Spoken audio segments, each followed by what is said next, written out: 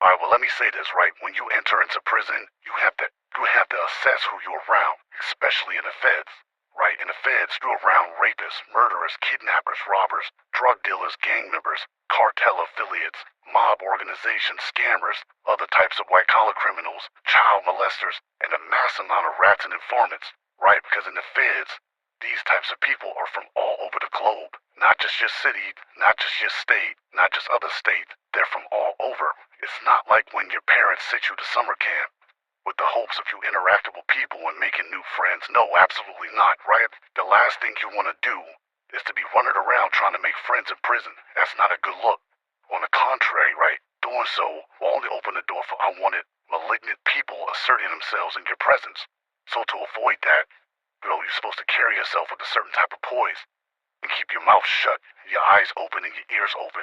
Prison is not high school, where when someone offends you, you want to tell the teacher. Nah, that's not how that go. You understand what I'm saying? There's no teacher to tell, no parents for you to run to, no getting your older brother when a big guy's picking on you. There's none of that. There's just you. And as for the John Wick, the John Wayne and John Wick trigger happy people out there on the street, they come to prison with all that noise. They got a rude awakening because first off, there's no guns in prison. All you have is your word, your fist, and your knife. Anybody can pull the trigger. A toddler could shoot you by mistake. Right? I've seen way too often people who, they were cold-blooded killers in the street. They come to prison, they turn soft, straight pussy. Why? Well, for starters, they can't fight. They don't know how to defend themselves with their hands. The second problem is dudes are afraid of that knife. Even dudes that's been shot before, believe it, I'm around them. Them bullets burn for sure, but that blade is a unique form of pain and torture. You got the type of people, too, that'll fight if necessary, but if them knives are involved, they gonna duck, wreck, and tuck tail wisely so, because everyone isn't built for that type of warfare, man. Just like everyone who comes to prison isn't a goon or a tough guy, right? The moment you step foot on a housing unit, all eyes are on you, and the moment an obstacle or conflict comes your way, you have a very important decision to make. Do I assert myself as an apex predator, or present myself as a sheep? And each choice has a consequence. Right, so take it from my own experience. I grew up an only child, for those who don't know, and I don't have any brothers and sisters. No one comes to save the day when Tony's in danger. So as a man, I have to stand on business on my own.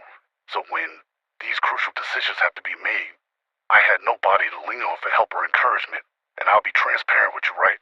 Very early in my prison sentence, I faced a challenge that I chose to handle in a passive manner, just to try to avoid the conflict. Needless to say, that passive route was short-lived because it didn't work out too well for Tony. I learned very quickly that sometimes, especially in prison, the only way out of an obstacle is to go through that obstacle literally. So I adapted to the apex predator characteristics of survival, and from then on, that's been a part of my character, and that's the part that I'm saying is going to be hard to turn off when I get home because of how I've handled situations in the past. Like I said, it's not my past in prison isn't pretty, and it's extended my sentence from handling things a certain type of way.